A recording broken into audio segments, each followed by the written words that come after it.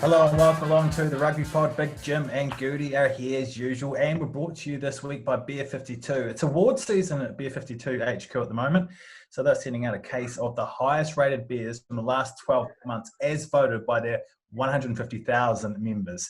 Oh, so no biggie. If you've been on the fence about trying it, now's the time. Each case of 8 beers comes with an award-winning beer magazine and some snacks as well.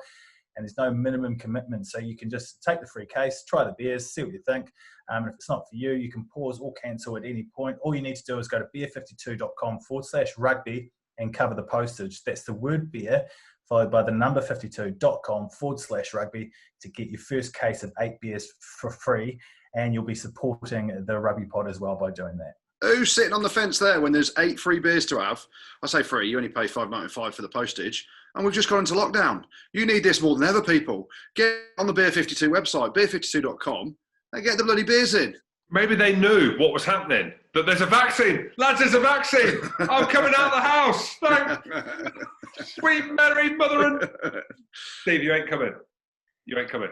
Are you keeping Steve tied up in the garage still, Jim, eh? Mate, genuinely. I watched Bigfoot and the Hendersons last night, or whatever it was, Harry and the Hendersons, and...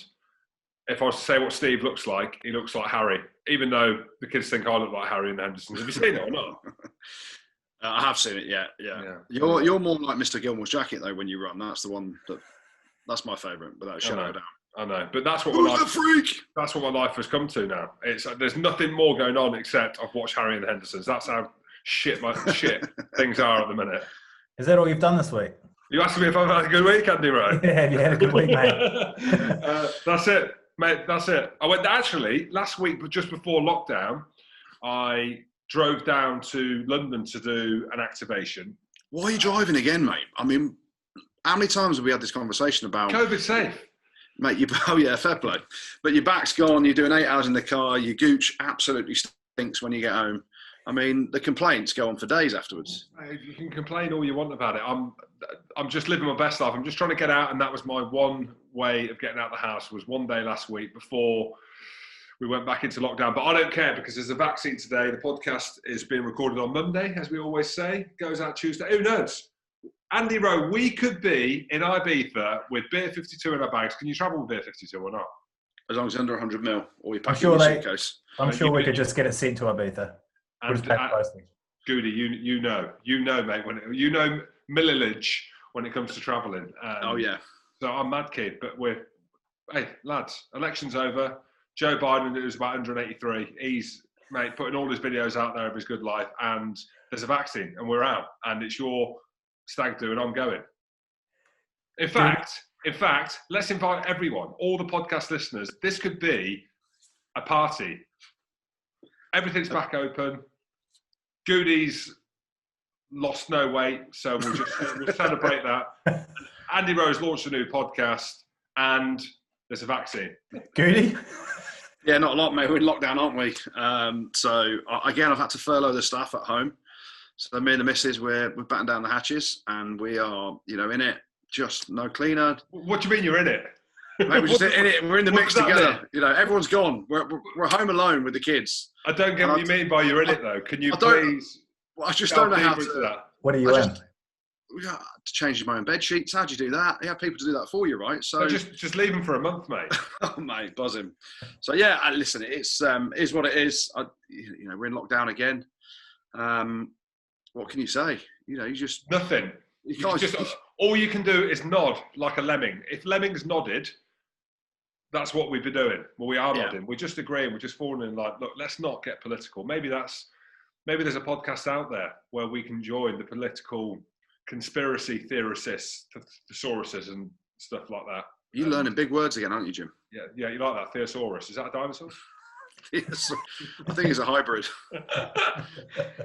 So other than changing your own bed sheets, Goody, that's about it? No, mate, not a lot, to be honest. What can you say? What can you do? You just, plod along. The golf courses are closed, so I'm devastated about that. I went and had a sunbed before lockdown kicked in to make myself feel better. So, do you get nude on sunbeds? Oh, do you wear your undies or do you write down on the sunbed? I actually put my face mask over the old piece. And sweated for Britain down. You lie down and sweat, don't you? I've never been on a sunbed. Let's reverse here. So you've been on a sunbed? Yeah, mate. I thought, you know what? It's cold. My tan was sort of deserting me after Cyprus. So what do you mean you're tan? You're full of hair. So what do you mean a tan? No, the missus waxes the back, doesn't she? Oh, I mean, for blokes out there, there's nothing more painful apart from the kick in the nuts than having your back waxed. I mean, ridiculous. So the hair's all right, Jim, but it's, I thought I need to top up my tan before lockdown to make myself feel better. Mrs. went and had her nails done and her eyelashes. You do all those things. Once the hammer came down and Boris said it's closed, it is closed. So you're on your own at home with the kids, having to cook, clean, do the lot. And it's just something we're not used to, but we'll cope. We will manage. I hope you will manage. And I'm fingers crossed for you. I'm praying for you. Well, shall we talk about some rugby now? Mate, are you sure you want to talk ruggers, Andy Rowe? Not really, mate. Not really. What do you guys make of the Bledisloe Cup game? Did you watch that? 2 red cards. Before the podcast, I have gone back and looked at them. Lachlan, Swinton, hell of an air on him as well for a lad on debut. And Tungafasi. Hanging, wasn't it? Yeah, hanging. And Tungafasi, the New Zealand props, tackles, they're red cards. As much as we have spoken about it, and loads of people have spoken about it, it's almost as if you look at the interaction, this is me going back to it, it's because of the interaction of people saying there shouldn't have been red cards, all the old school saying that the red cards are ruining the game. It's almost what we were talking about a year ago. It could have even been 2 years ago in terms of red cards, and it all stemmed back to Will Spencer's one for Leicester, if you remember. And he got red card, didn't he, at the beginning of the season? We were like, what's going on there? There's uproar. No, you said that, Jim. I thought it was a red. Okay, well, whatever it was, I thought it was. I didn't think it was. Now, I'm watching that. As soon as I saw both tackles, red card. I mean, there's nothing more you can say. Do I want it to be a red card? No. Do I understand why? Yes. And the players know as well. And before we go on to that, is it weird, or is it me, or our listeners and viewers on the Rugby Pod who watch the Bledisloe game, when the referee interacts with the players, is that going out across the stadium? When he's speaking to the TMO as well. Does anyone know that or not? Because it sounds like it's going out to the stadium. When they're talking about... Yeah, it sounds like the TMO's talking to the stadium, right? Yeah, that's what it sounds like. As if I don't know whether it's just me or whether the sound acoustics. Anyway, you look at it now, Nick Berry, very good referee, and you go down. It's all to do with the mitigation and all these things. They've got a checklist that they go through. Mate, 2 red cards. Stone, yellowed, walled, breeze blocks, whatever you want to say. Red cards, unfortunately, but fortunately for the health of professional athletes, professional rugby players, young men's heads. Yeah, and that is what it's about, isn't it? Swinton, his was worse, I think, to be honest, the way it looked. But Tungafasi, he's kind of lined him up from a good few metres away, hasn't he? And Tungafasi's a really good tackler. Normally, he absolutely... If you watch the Aotearoa... But he's got previous as well, hasn't he? Yes. And I think that's the thing now where you could be looking at, Swinton's got a 4-week ban. Tungafasi's is later in the week in terms of a hearing. And he may get more because he's got history of this. And again, it's, you always go back to the big island boys, Pacific Islanders in their heritage. It is to make that big shot up top, isn't it? And as Jim said, the way that the players are now, it's all about the health of your head. And we've discussed and debated this for a couple of years around why they're trying to outlaw these hits, and there could have been a bit of mitigation for Tungafasi because I actually thought there was a late dip, but it doesn't. The winger's foot looked like it slipped. But again, that's us trying to find something, isn't it, Goody? Because there's always something around them ones, because it is we know now because we're perceived experts. We're not, because a lot of the time we still get it wrong, but we know the game. But if you're a casual fan, you could be like, I don't know, it's a yellow card. Like he's not hit him straight in the head. He's hit him in the neck or in the jaw, but that's still a red card, as we know. Yeah, but if you actually look at the Tungafasi's technique, he doesn't try and dip at all, does he? He's actually going chest, and he's trying to make the big hit, and he's quite upright the way he hits. They're trying to get players to actually lower the sights of the tackle. So that's why actually when you go, he dipped a little bit because his leg got. That's irrelevant. Tungafasi has looked at him from a good 5-6 metres away and thought he's having it. And there's no malice in him. He's not thinking he's having it, I'm going to try and take his head off. He's thinking he's having it, I'm going to hit him in the chest up top. And unfortunately, because of the circumstances, he gets it slightly wrong, and it's a red card. And people say it ruins the game. There's the chat around, do you want to bring an orange card in, or a purple card, or my favourite colour is pink card, whatever card you want to bring in, to actually say that fella goes off for a period of time. And then you've got the argument of, as it's not, there's no malice in it. It's not, a deliberate act of foul play, like a punch or a kick or something, which are clear red cards. They're kind of saying, "Oh, give an orange card," and that guy goes off for 10 minutes, and then you can bring a replacement on. I still don't think 10 minutes is enough to try and eradicate behaviour, because that's what it's trying to do. World Rugby have brought it all out across the world 18 months ago at least now, where they're trying to get rid of this high shot tackle technique that people are doing. And yet we're still talking about it now, and players, Tungafasi will get a decent ban, and you hope that the more, and it sounds bad, but you hope that the more players see bigger instances like that, it gets eradicated from players' behaviours. Do you think it will get eradicated though? Because if rugby in its sport itself is a game of high impact, lots of different angles, lots of people running at different heights, there's a lot of, they call it a rugby situation. And do you think it can ever get eradicated, and have perfect tackle technique every time so that we're not getting red cards? I think if there's a 50-50 and you make contact with the head, then you take the 50-50 out of it. And the likelihood is, unless there is a clear mitigation, the guy is falling, the opposition player is falling, and as the tackler, you are in a low position to make the tackle, then arguably, we can sit here and we can talk about it, and things might change around that. But these two at the weekend, both tacklers, and Nick Berry, the referee, said it. He said both of you, in his opinion, but not his opinion, in the law book and the way that you look at players' body positions. Sam Whitelock's 6'7", 6'8". Swinton needs to go lower. And when you say lower, and we spoke about it before, your optimum tackler probably in the world is Sam Underhill. Now, do you want to encourage players to go that low? And Sam's had his fair share of concussions, hasn't he, from the way that he tackles? And again, that's something that we've spoken about on here around, is it better to go low or two players go low? But I think there is no grey area, really. If you're going to tackle upright like that with force and you connect with the head, you're off, boss. And there is this talk around an orange card or whatever. I don't think the orange card is around that, in my opinion. For me, the orange card would maybe come into effect with a high ball goes in the air. Another thing that we've spoken about around the game. Two players go for it. One of them gets their judgment just wrong, but they're looking at the ball, and the opposition player lands dangerously, and that player needs to be removed from the field. And we've seen games, I think there was a game, Saracens and Ulster, where Jared Payne got sent off, didn't he?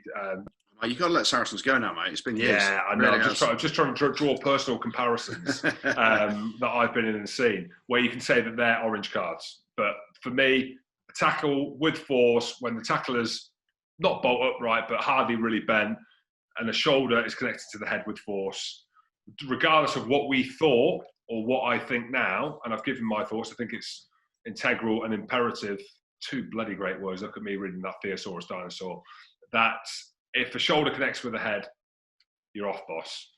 Let's have a chat about the Autumn Nations Cup now, because that's starting this weekend, and we've teamed up with Lovell Rugby ahead of it to get you guys a 15% discount on their site by using the code RugbyPod15.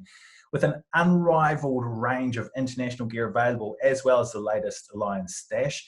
Yeah. Make sure you take advantage and just visit lovellrugby.co.uk and use the code RugbyPod15 to get 15% off everything. Well, Ireland v Wales kicks off the tournament on Friday night, so how do you guys see that going?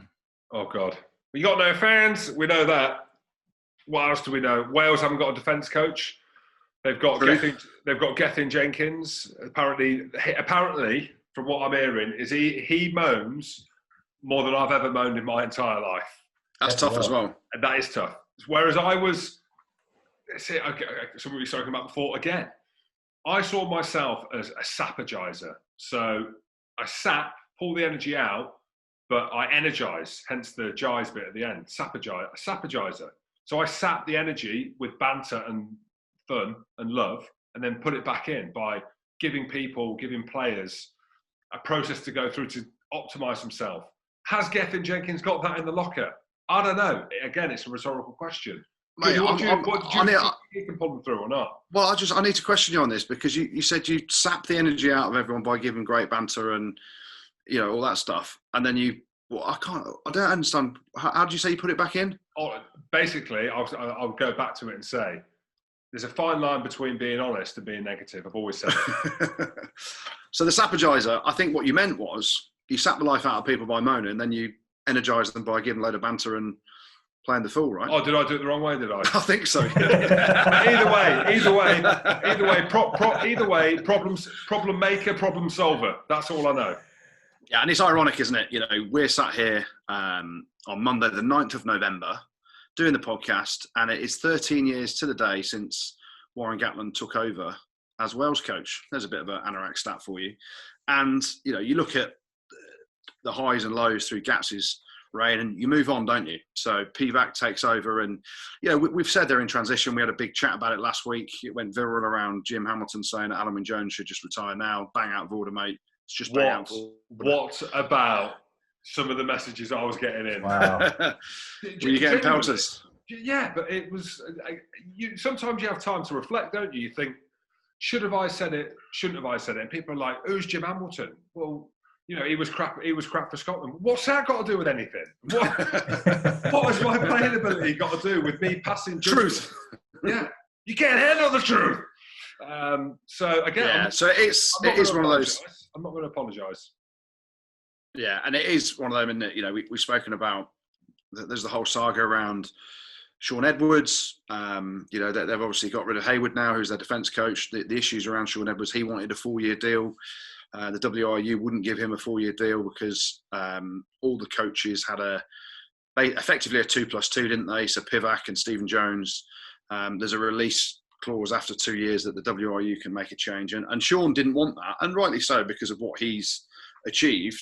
Now look at France, how well they're going, and now look at Wales, how badly they're going, and they're obviously handling the defence in-house. Wales will pull through, but like Jim said last week, we covered it really, didn't we? They are massively in transition. Ireland, how do they bounce back this week after their pretty poor showing, I'm going to say, over in France? The whole Sexton Farrell issue that's been blown up again in the press, and Sexton's come out and apologised after we spoke about it again last week on the pod. I can only see an Ireland victory, I really can. But it's hard to call because Ireland weren't that great either. So it's two teams probably slightly low on confidence, and Wales have got much less confidence than Ireland at the minute, and probably an Ireland victory. There'll be another talking point around the 15. If we're being properly rugby noises here, why not? Jacob Stockdale, the horse, whether he's good enough to play 15. Now, I don't want to be horrible. We love him. We've talked him up every time, but he was poo in his last game.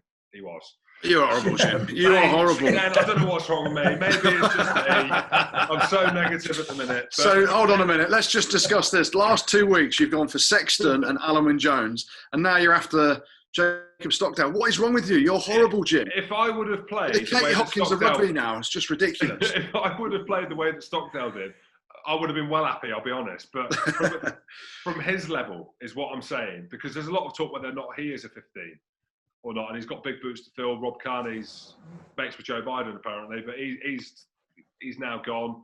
You've got Lama, he's injured, isn't he? He's out for a while. Yeah, he's injured, yeah. So you've got Jordan Lama, who's injured for a while, it seems.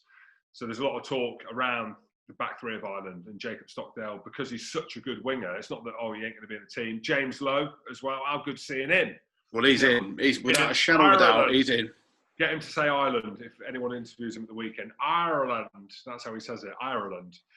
Which is good to see. But I can't see anything past anyway. In answer to your question, Andy Rowe, I can't see anything but an Irish victory on Friday. Neat. What about Stockdale? I reckon they might drop Stockdale and go Keith Earls. Is Keith Earls fit? I don't know. You know what around Keith Earls? Now, I won't put this on the podcast. His daughter's got a bad lung condition, apparently. I've not. Has he played for Munster or not? No, he has been injured for sure during the Six Nations, but I don't know. Yeah, I don't know whether he's isolated as opposed to injured. Where's and they said he's injured. Right. He's just been staying at home. Okay, hold on. It says Keith Earls added for Autumn Nations Cup. So Did you guys want to go any deeper on Hayward, or you covered that? Do you think? Well, no, I'll come back to Hayward in a minute. I'm just looking who else could play fullback. Okay. Well, Conway could be shifted to fullback. He's played there plenty of times, but they've been on the ground. They've been on the ground at 15. Yeah. So you can either go Conway or Earls, and James Lowe will be on the ding-a-ling-a-ling, won't he? James Lowe hasn't played any fullback, has he? No. Billy Burns? No, you wouldn't go that far. Maybe against Georgia or something. James Lowe's got a big boot. They might Okay. Well, it's interesting, isn't it? Obviously, you've got Conway who could play 15. Without a shadow of a doubt, James Lowe is starting on the wing for Ireland, come what may. He is unbelievable. We've had him on the pod. We've had him at a live show over in Dublin. He's a proper gentleman. Ireland. And a hell of a baller as well. So he's on the wing. So then you're looking at 2 out of 3 for Stockdale, Conway. Keith Earls is back. They've got injuries. So Stockdale. They'll probably stick with Stockdale at 15. Do you reckon? We'll see. One bad game, really. Doesn't. I don't know. Maybe it's my fault again. I'm absolutely clueless in everyone. You're horrible, Jim. Horrible bloke. I will reiterate. Any other person who played like he did at 15 that day would have got a 7 out of 10. Let's give him an 8. We'll round up to an 8.5. But for Ireland and Stockdale, he is consistently a 9 out of 10 player for me, and he looks better on the wing than he does at fullback. And I'm saying that because when I was at the Edinburgh #always and the Ulster match, he was at 15. I think around half time they moved him onto the wing, and he effectively, in my opinion, along with Cooney, because Cooney got yanked off. So Stockdale, in my opinion, moving to the left wing, there was a couple of things he did with the chip over. Again, I'm not going to bore you with the details of the game that's long gone. Looks significantly better. He looked class on the wing. So that's why. You're turning into a bit of a rugby anorak, aren't you, Jim? You're watching it. What else is there? What else is there, Andrew? You're getting the knife out and stabbing people in the back. Lots. It's just headlines, mate. Hayward, what happened there with him in Wales?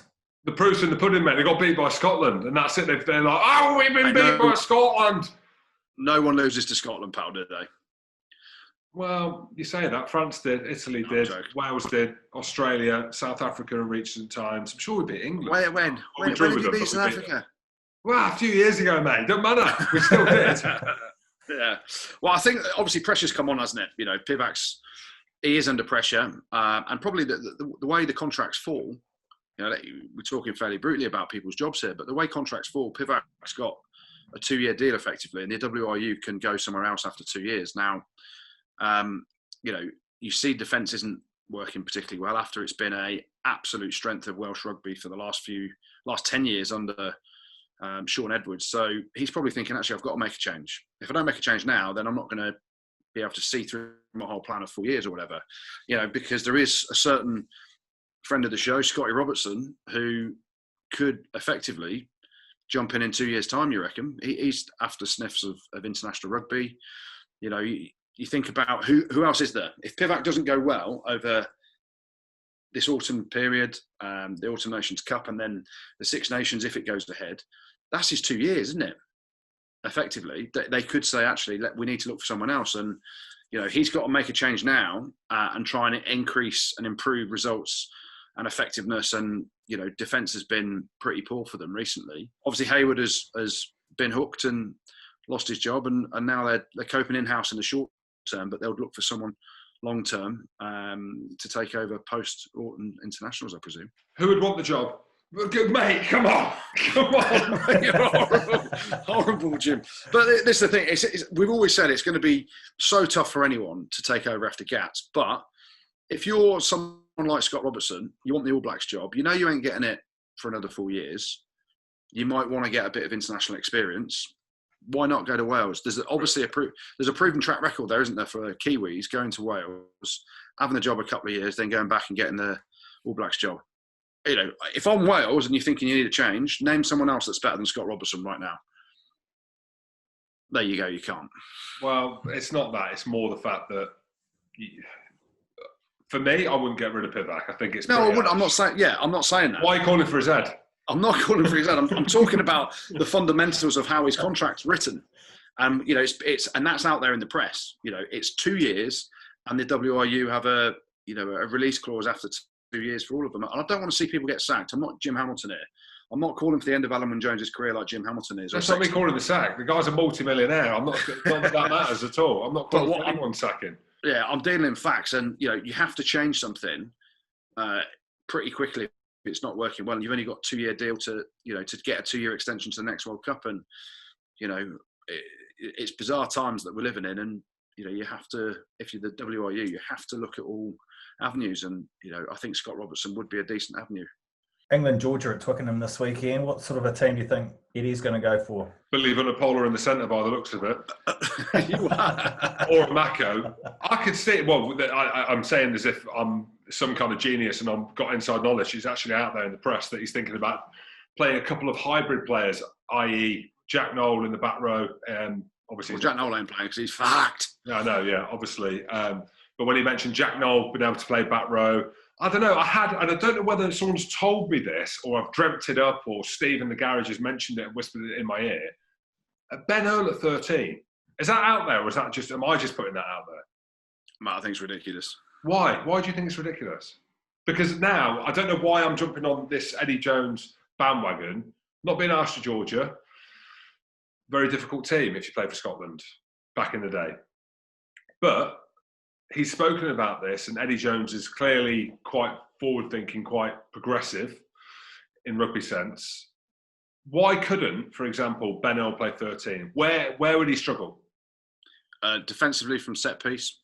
13 is the most difficult position to defend on the field from set piece. Against Georgia?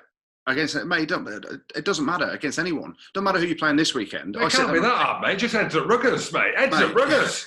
You're playing against Georgia, but are you going to do it against a France or, a Fiji or, anyone that could actually pose a serious threat? We play Georgia, we play Ireland, we play Wales, not in that order. I've got no idea what the order is. And then we win all those games, we play France. You ain't doing it against France, are you? But you might. You've got Ollie Lawrence. You might do it in a couple of years' time. Yeah, you might do it in a couple of years' time. You need to be doing it every week. You need to be playing. To play international rugby, you need to be playing that position every week. You're so boring. You're so boring now. Well, I think you're being ridiculous, Jim. You've gone from ending people's careers to shifting someone else's career to 13. Listen, he's got the physical attributes to play, and the way the game is at the minute. You've got back rows now that are ridiculously fit, quick, powerful, and could do a job in a club sense. But international rugby is a whole different ballgame. You think about the speed of international rugby compared to Premiership rugby and Champions Cup rugby, etc. Ben Earl has got athletic ability like a back, but it takes a long time in that position. And I also, Eddie Jones also said he's not just going to give caps away for fun as well, did he? He said he's not going to give them away willy-nilly. And I suppose the hard thing for him is the first game is Georgia, right? So what does every coach want to do? You want to get off to a fly. You want to pick a big team. You want to pick a side that's going to post a decent score. If Georgia had been our third game, for example, you may have seen more rotation. But I think Eddie Jones is going to go pretty strong. And he always talks about momentum. He doesn't talk about necessarily planning in the long term. We spoke about over the last few weeks, some of the players that are in this squad at the minute are in there by design because of other people's injuries, more so than, we've berated Eddie Jones at times for not giving players opportunities that are playing unbelievably well in the Premiership, because he looks at it as a very different set of skills to play international rugby. So only Eddie knows, and he gives sound bites to the press. Can't see Ben Earl at 13. I can't see Billy at 12, but that's why I've read it. Eddie Jones, who knows? Well, that's what I mean. So I've not dreamt it up. I've actually seen it. So I've just typed it in now on the old Google. Well, the title is something around Eddie Jones, the coach who claims to hate experiments, has raised the possibility of starting with 9 forwards and 6 backs for England. So I have seen it somewhere. So I haven't just made it up. And that's me piggybacking that. So you don't think he will then, Goodey? Wait, with Eddie Jones, who knows? So if we say he won't, he will. And if you say he will, he won't. What was the biggest disaster we saw? Do you remember? With the back? Sorry. What's the biggest disaster we've ever seen in Six Nations history with the forward playing in the backs? Do you remember? I do remember because I played in the game and I scored a try after about 3 minutes. My only international try ever. England v Italy. at Twickenham, Bergamasco. Bergamasco, oh my pass is all I'm saying. All I'm saying is he made me look unbelievable at that. I've probably got man drops as well, but yeah, it's a whole different. Who puts there's putting a player in the backs, and then there's putting them in the most difficult position. Scrum half would be the most difficult. Tell the back that bending over, trying to get to every breakdown, absolutely dying. In terms of the skill set, without a shadow of a doubt, nine is the most difficult position to play in the backs. Let's look at the Autumn Nations Cup now. France face Fiji as well. Are you looking forward to seeing your mate Vern Cotter with the Fijians, Jim? Everything is pointing in the right direction for them, but ultimately they've got to start rocking up and winning games. And they've got the most difficulty in terms of geographically trying to get everyone into one place. So I don't even, how have they done that? Are they picking people that are playing over in Fiji? There's obviously some playing in the Southern Hemisphere. There's a lot of them playing in France. We've now got some playing in England as well, in Scotland. So it's just trying to obviously get everything in place that they can be at their very best. It's not as easy as having France and the majority of players are in France, or England, everyone's in England. It's all streamlined. But hand on heart, I really, really hope that they rock up, and we've seen that the odds on for an upset every single tournament they're in. Yeah, I think the big thing with it is you always look at a Fijian team. Now, if you go into unstructured play, they're just ridiculous. Whoever they are, whatever number they've got on their back, in unstructured play, their offloading skills, their ability to beat someone one-on-one, their power, their pace, all the boys they've got. So you go Randrandra, like Jim mentioned, Nandolo, you've got Waitha-Levu as well. You've got Waitha-Levu as well. Ridiculous talent. Bottia. The list goes on and on and on of all these boys that can just win games on their own. The issue becomes, and this is actually a massive strength of France now, and it has been for a while, set piece. So your fundamentals of rugby are still set piece, scrum line out, and a 9 and 10 running the game. And I think that is ultimately where everyone always gets so excited about watching Fiji play because of the reasons that Jim and I both just listed around some of the talent. But where it does come down and it falls down slightly for them in the 15s game is those fundamentals of ruggers, which is set piece and running the game at 9 and 10. And that's, I think, you're always going to see, if you see a Fijian 10, they're always going to be someone that, they're used to the sevens background. They, used to just trying to run it from anywhere and have fun with that little high pitched giggle they all do. Let's have a go. That laid back, laissez-faire attitude, which is unbelievable. But in Test match rugby, and you hope this is what Stern Vern brings in, a bit of game understanding, a bit of nous at set piece, two-step lob in the 2015 World Cup, Jim. If that had been you, Scotland would have been world champions. And Vern, maybe he's learned from those mistakes, Jim. We will find out. As hard as you. And he knows, going at this game alone, Vern knows around the French psyche, doesn't he? He knows what makes them tick. Having spent many years at Clermont, that's kind of where he made his name for himself. Played in France as a player, was then at Montpellier was then at Montpellier after the Scotland role. So, and I said it before, Fiji have always got an upset in them, but I think what they'll be looking for is, sustainability week on week. But it must be tough for them trying to draw all the resources together. There's been a load of political stuff happen away from the pitch as well over the last couple of seasons. But, like Goodey said, they're a joy to watch. And anyone you ask, they're generally their second team. And Scotland head to Florence to play Italy with no Finn Russell or Adam Hastings. But good to see Duncan Weir back in the number 10 jersey, boys. Everyone, the news has always been around Finn Russell. Was he in the squad? Fallout with Gregor Townsend, Adam Hastings coming through, and then boom. It's sod's law, isn't it? Both players get some, decent long-term injuries that are seeing them out. I know Finn's out of the whole tournament in terms of the Autumn Nations Cup.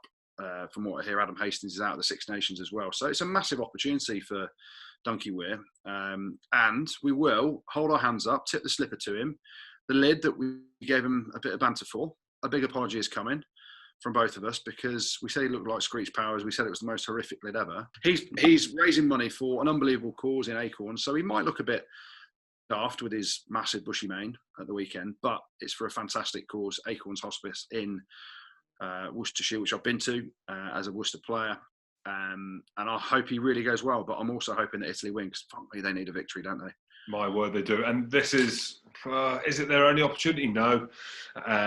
Is it a game they like to target? Yes, but I think that the tides have kind of changed a little bit on that. But, Italy, again, we'll give them a couple of mentions. Pellegrini's been brilliant. Jake Pellegrini, when he's played. Seb Negri as well in the back row. They've got Minozzi at the 15. Good. Mate, he's really good. So they've got some good players. They just need to string it all together. Gambonaro at 10. And it is Gambonaro, yes? Garbisi, but yeah, anyway. Garbisi. He's a good player. There was, I don't know whether we slated him on air or someone slated him in terms of them trying to play for the now. And Franco Smith was talking about him being a 10 that can play in the World Cup. Maybe it was me who Judas another player. But mate, you've just got the knives out today, haven't you, Jim? Mate, he's a good player. I think he's ready now. He's like 20. Let's just say he's 15. But he's 20 years old. He's ready for the now. Franco Smith, don't worry about the World Cup, big fella. He's ready now. But it'd be interesting for Scotland because on a high after Wales, can they back it up? So again, it's a rhetorical question. We'll find out.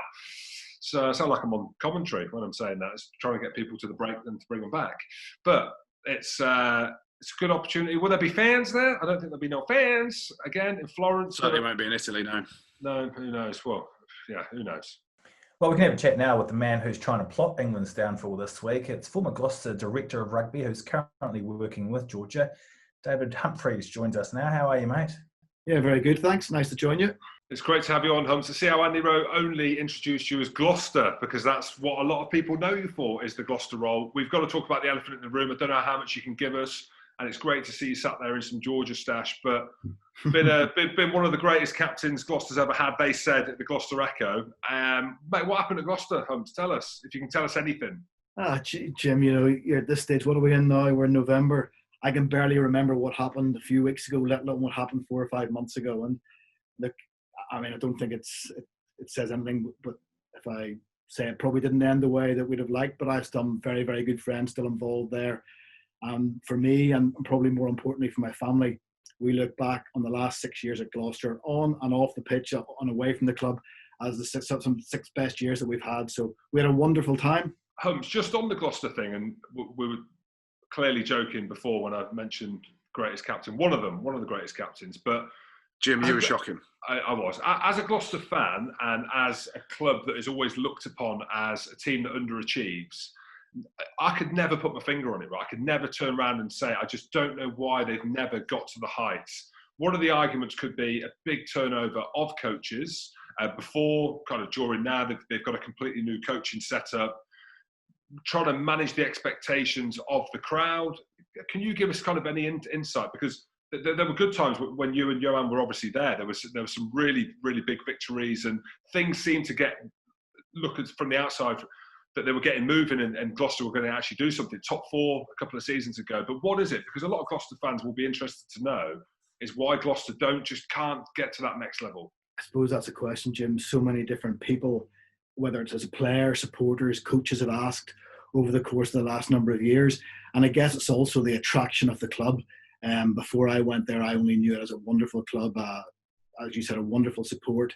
Hadn't quite hit the heights. The word everybody associates with Gloucester is really consistency.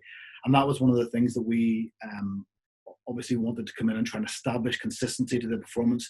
But I've always believed that consistency in performance is also very, very closely aligned with consistency off the field, consistency in terms of the management team, and not just the coaches, but right from the top of the organisation all the way down. I believe those are very much keys to building a successful club, which will then allow the team to be successful. You see it across the Premiership with other teams who have built it on that model. And while we certainly didn't get to that point as quickly as we'd liked when we first came in 6 years ago, I do believe the club was moving very much in the right direction. They had given us a lot of flexibility, a lot of support financially to build a team. And then unfortunately, for a number of different reasons, which you've discussed, we've discussed, lots of people have discussed, it just didn't work out. And, you know, that sport, that is the nature of professional sport, not just professional rugby union. And I believed it was the right time for me to move on and for the club to move on. Just with it though, because actually we've spoken about it on the podcast. You did build, you made the playoffs, which was still last season or the season before last, whichever way people look at it. I know it's quite some time ago now because of COVID, but the club was moving in the right direction, and those building blocks were in place. Then Johan leaves. Did your position become slightly different then? Because obviously, looking at it from the outside, and I don't know too much about the players at Gloucester, you were part of the team that was looking for a new head coach as well, and then you decided it wasn't right for you to stay at the club, or one thing happened. How do you look back at it then? Because it must have been pretty frustrating as well for you. Really, I'd always said privately and in discussions with Martinson Quinton, the owner, that I felt that having initially worked with Laurie Fisher, and then when Johan arrived as a second coach, that was really that period of time which I had to build a coaching team and a playing team to deliver success to the club. And I had always felt that when Johan moved on, that would be the time that I would move on. And the circumstances which happened through early in the season when we didn't perform well, we certainly didn't build to the level that we had the previous year, but there were lots of reasons for that off field, in terms of injuries, in terms of the disruption with the World Cup, and we didn't quite hit the straps in terms of our performance. But ultimately it was a decision that I just felt, as I said, for the club, and ultimately for the club, it was the right decision to move in a different direction. Good stuff. Now, we see you here now sat in your Georgian stash. My main question, the most exciting question for me, is how's your Georgian? Because Graham Roundtree had no idea what he was saying in Georgian. You must have learned some bits, haven't you? You know what? It's funny because having done a long time ago a little bit of French and German for A-level, I thought coming in, you could probably try and pick up little bits and pieces. Just mash them together. Sorry? Just mash them together. Oh, well, do you know what? Even trying to do that in the first meeting and listening to the guy speaking, it is completely, well, alien to anything that I've ever come across before. And when we were in France a couple of weeks ago, we sat down, and you can get these online courses, as you know, for everything. And there was an opportunity to try and learn Georgian. You listen to the first couple of words, and it's not even worth trying to do anymore. Literally, they say the only consolation is they say it's the fourth hardest language in the world to learn. So yeah, the good thing is they all speak English. And Humps, how did it come around then? Because who would have thought, you go from the career that you've had as a player in coaching, Ulster, we just spoke about Gloucester there. The family are thinking it's time for maybe a long holiday out with COVID. And next thing, you're with one of the sleeping giants of world rugby, and you just mentioned how kind of alien the environment potentially is from a language perspective. Mate, how has it come about that you coach in Georgia?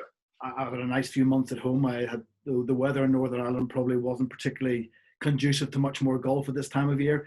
And look, I was having a chat to World Rugby at one stage, and they said that due to what had happened with Japan having to drop out of the Autumn Nations Cup, Georgia coming in at short notice, they were looking to help them prepare a little bit for what is obviously going to be a hugely challenging few weeks playing against England, Wales and Ireland. And, having never had any experience of international rugby, and certainly not any experience of Tier 2 international rugby, it was a wonderful opportunity to get involved with a team that, as you said, again, has huge aspirations, but probably has an awful lot to do in order to get to the point where they can compete with the top Tier 1 nations. And just on that, friend of the show, Graham Humphrey Roundtree, coached the Georgians last year at the World Cup and previously to that, and we've spoken to him at length, and he actually fitted in quite well because he looks pretty Georgian to me with his ears. And David, you're a good-looking old man. We're looking at this. You stand out from the Georgians. How have you found the difference? Did you speak to Graham Humphrey Roundtree about it before you took the job? No, I didn't. I'd spoken to a couple of the consultants who'd worked with the Georgian team building into the World Cup, just to get a feel for what it's about.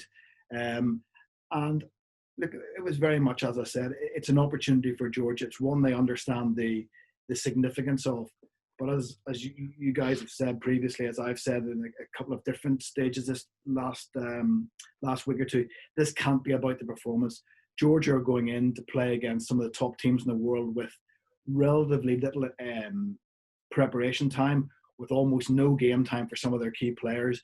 But at the same time, it is something that those players need, because it'll give them a real insight into what is required to compete, to perform, to play against the best players, the best teams in the world, and to really show them what they need to do in the build-up, not just the next World Cup, but in terms of getting Georgia to playing at this level on a much more regular basis. The real challenge they have is they're stuck between the games they play at the minute. They have a huge win ratio. They're very successful against other European teams. But then this huge step to try and cover this gap to tier one, again, it's absolutely enormous. And how big is that gap, Humps? Because there's a lot of talk, or there has been a lot of talk around the promotion relegation. We've seen Italy, no disrespect to them, they've still got a very good first half in them, that there should be this promotion relegation. I know we spoke on the phone a couple of weeks ago before the Scotland game, but how big is the divide since you've kind of been in there, but also worked at Gloucester with some top players? It's obviously very difficult to make an informed decision. We've been here less than 2 weeks. But the initial thoughts are they are a wonderful group of people in terms of their staff, their support. They are desperate to show the best out of Georgian rugby, hugely disappointed with the performance against Scotland. But as you and I spoke about, it's not making excuses, but there are lots of reasons why it's going to take them some time to adjust to performing at this level. The reality is that I think 17 of their players were back in Georgia training for the last couple of weeks. The other 18 or 19 are based in France. So it's trying to pull together all these players who are based all over France, with Georgian players who have played no rugby. Because while it's been great for lots of them to get the experience of French rugby, there are others who haven't had much game time again. And as we all know, having been involved in the game for a long time, it's an easy game when it's played in the computer screen. It's an easy game when you draw it up on the board. To develop as a player, you have to play rugby. You have to play rugby regularly. You have to play rugby and be coached at the right level. That allows you to fulfill your potential. And Georgia have a lot of things in place. They have got a very good training ground back in Tbilisi, which I think you've been to, Jim. I didn't get the pleasure of travelling to Tbilisi just yet, but they've got great training facilities. There's a huge interest, supporter base in Georgia for rugby, and it's now, in my limited opinion, with the time that I've spent with them, that it's trying to find how the players get the right amount of game time after they finish at under 20 level, where they have been very competitive, and then building into international rugby, because it is a big gap. You look at some of these developing nations, David, in terms of how they play, and listen, Georgians are known for scrummaging, big ball carrying, their line out drive, etc. Obviously, you're there as a high performance consultant. Their back play isn't perhaps like the Fijians. It's probably the opposite of the Fijians, really, who don't necessarily want to scrummage. They just want to chuck it around. How much of an impact are you going to be able to have over the time that you've had so far and over this period around upskilling players? Or is it mainly just focusing on looking at it game by game and how to cope with these massive challenges that are ahead of you? Coming in, when we first spoke, when Neil Doak and I were really approached to come in and work with him, you're right, it was very much a focus on trying to expand a little bit of their game, bring a different attacking edge to what they've done previously. And then probably based on the Scottish performance, before you can start looking at that, you've got to get your set piece right. You've got to get your defence right. You've got to get your kick chase right. All the fundamentals that underpin not just international rugby, but underpin rugby at every level. So that's been very much the focus for the players when they were back in Georgia, and very much going into the England game this week. We all know how good England are. No matter what team, what they pick, they will be very, very strong.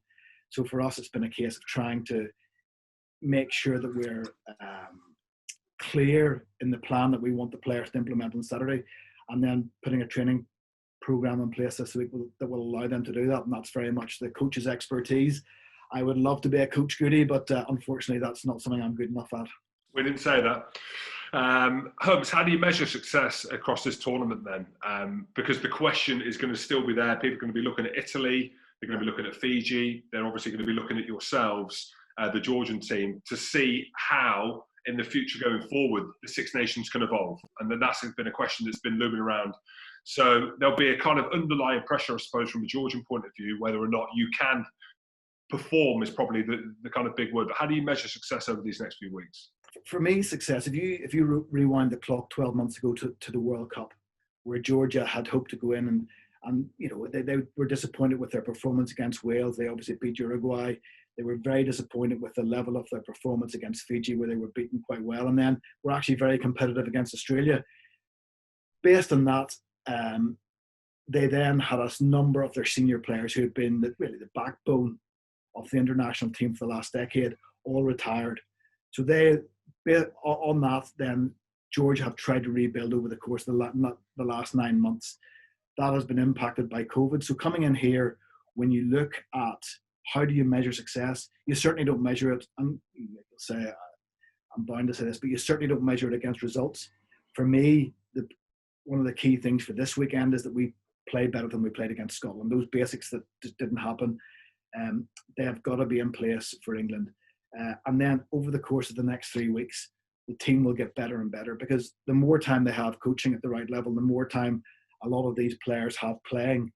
It will be testing, it will be challenging, but it will make them better players. And ultimately, that's what, for me, success in this competition will be, that Georgia come out the back end in that final game in the beginning of December with the experience that they know that in order to move to this next level that they want to do, to whether that's Six Nations or as part of the next World Cup cycle, those young players who will get lots of game time are better players because of it. One thing you mentioned there around the Six Nations, Jim mentioned it earlier as well. Everyone's calling for this kind of game to be played between whoever finishes bottom of the Six Nations, which normally is Italy or Scotland, coming up against whoever wins the V6 Nations, which has perennially been Georgia. Yeah. Are they in camp talking about that sort of thing? Do they feel that there's a significant opportunity there? And if they do look at it and go, we'd give it a better shot than Italy at the minute, is it something that's been spoken about?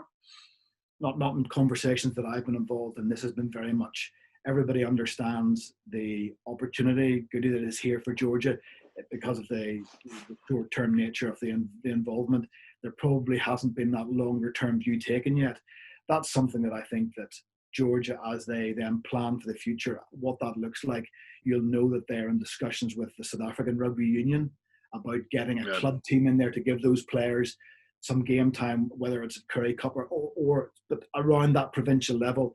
And that's definitely the stepping stone that they need to get to allow those players who are Georgian based to experience higher level rugby on a more regular basis. So, for me at the minute, as part of this squad, that's not a conversation that's been ongoing. But I think when everybody sits back and reflects on it, they understand that, if for Georgia to progress, they've got to be able to show that they can not win games necessarily, but they can compete. And then, Humps, just before you go, there's a lot of talk, and we were just speaking about it before we got you on the call, around this England team, and there's whispers of a 9-6 split, and we were talking about a Ben Old maybe playing 13. Is it a ridiculous thing, us talking about this, or do you think the future could potentially look, around a Jack Noel playing on the flanker, which Eddie Jones has spoken about before? When you hear that, are you thinking, actually, this could be a thing to evolve the game? I think I'd probably be much happier if England picked 15 backs this weekend as a starting point. And so where that goes. Look, the game is always evolving. For me,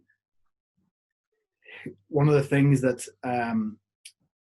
Rugby Union has always said, it's for all shapes and sizes. It's a bit of a cliche, but shapes and sizes, you want to be able to distinguish between positions. There are very position-specific skills required to be the best teams.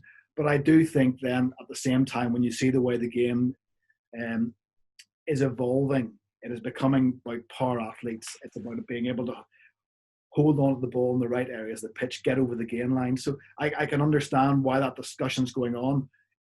How far away? I have no idea. It's beyond my thinking at this stage. My only concern really is getting ready for England and hoping that the preparation that we do allows the Georgian players to show what they're capable of. Good stuff, David. And last thing from me, obviously, you're in for the Autumn Nations Cup with Georgia on a consultancy basis. I know you can't ever think about what's going to happen too far ahead. You were Gloucester head coach, director of rugby, just 6 months ago.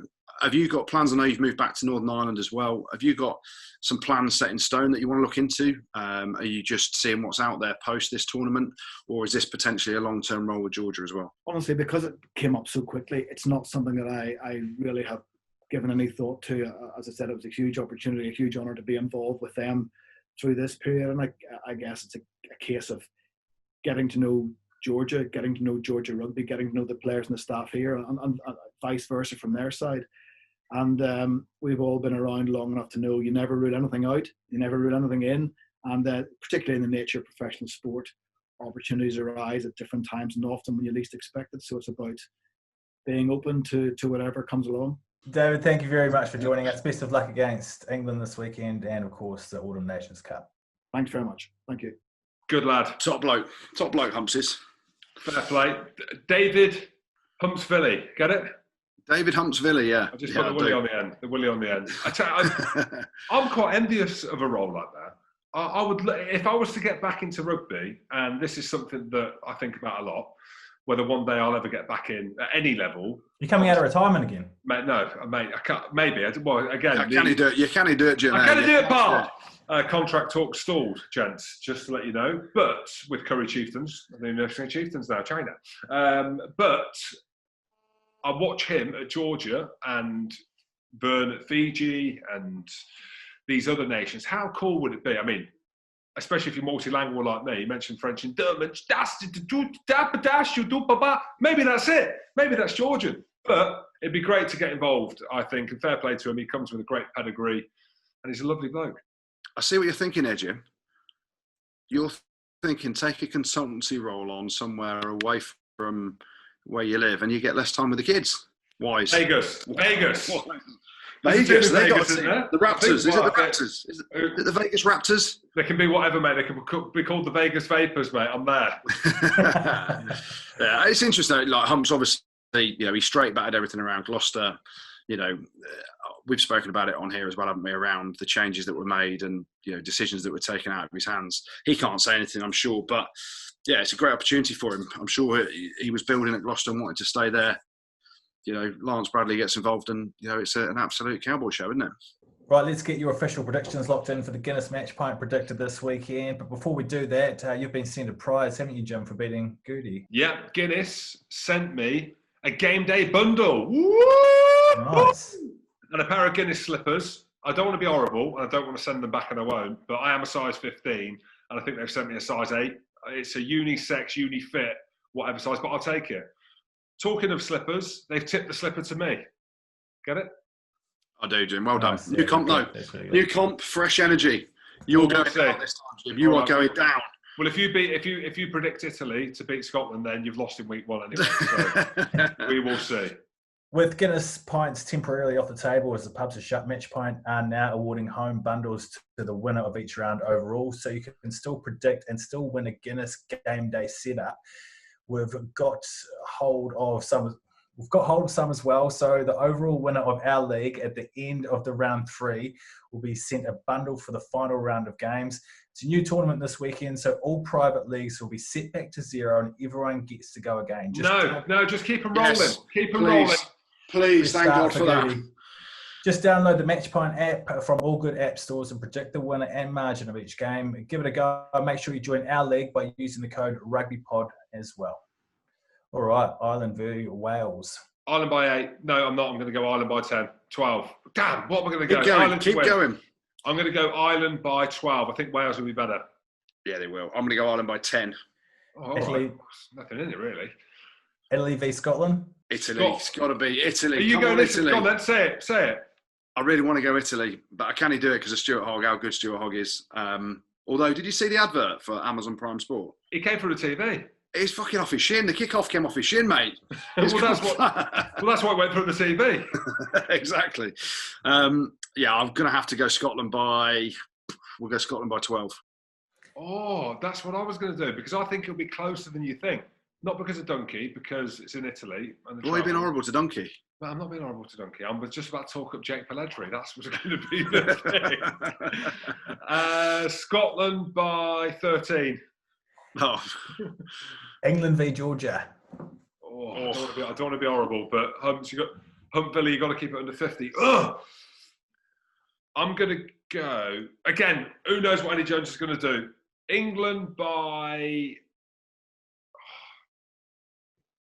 50. Really? Yeah, I mean, having spoken to David Humphreys and realised that they haven't played too much, obviously the game against Scotland, it's been difficult. They've lost a load of senior players. I might go a few more. I might go England by 58. You've got to look at that England-Georgia game. England are as good as New Zealand, arguably now. New Zealand would put 50 on an Italy, on a Georgia. That's what we're talking here. So they wouldn't, mate, because they lost to Australia at the weekend. Let's not talk up New Zealand, mate. Very true. They lost the Aussies. Right. How are you, Andy Rowe? Bledisloe Not 3, good. back to Not Australia. France, Fiji. France, Fiji. Closer than you think. France by 12. France by 12, I'm going. I was going to say France by 10, so it doesn't really matter what Goodey says. If he goes 12, I go 10. I might change it once the teams come out, but for the millions of people that are influenced by me, if you go on the league, you'll see it might fluctuate depending on who's picked. Budgie Smuggler are on board with us again this week, guys. So keep your weirder than weird fish stories coming in on social media to be in with a chance to win a pair of limited edition Rugby Pod budgies. If you've got anything weird to contribute. Jim, you've got something this week, haven't you? Well, I got asked about the weirdest thing that's happened in recent times, and I didn't want to delve too far back into the archives, but I was looking through my phone at good times, and one of the best times we had was a Lions tour down in New Zealand a few years ago, wasn't it? And for the millions of people that now listen, on top of the millions of people that listened before when I told this story, you're going to enjoy it.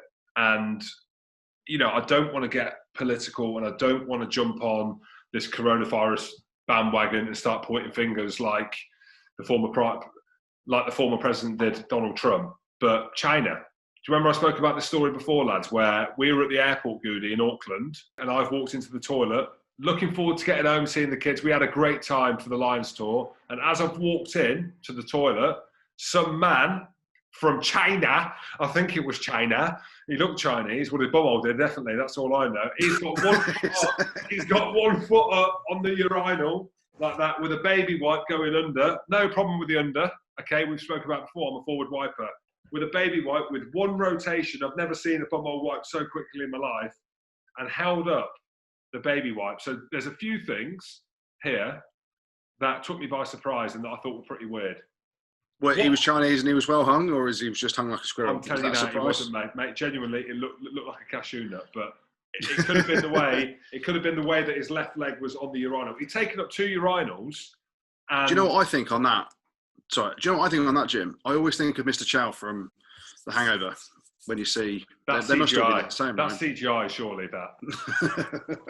At what point are you being on The Hangover? Like, yeah, I'll tell you what. I've literally got a monkey nut, and yeah, whack me pants off. No worry. One of the funniest scenes ever. But that's what I walked into at Auckland Airport. Mate, he's a Kiwi. It explains it.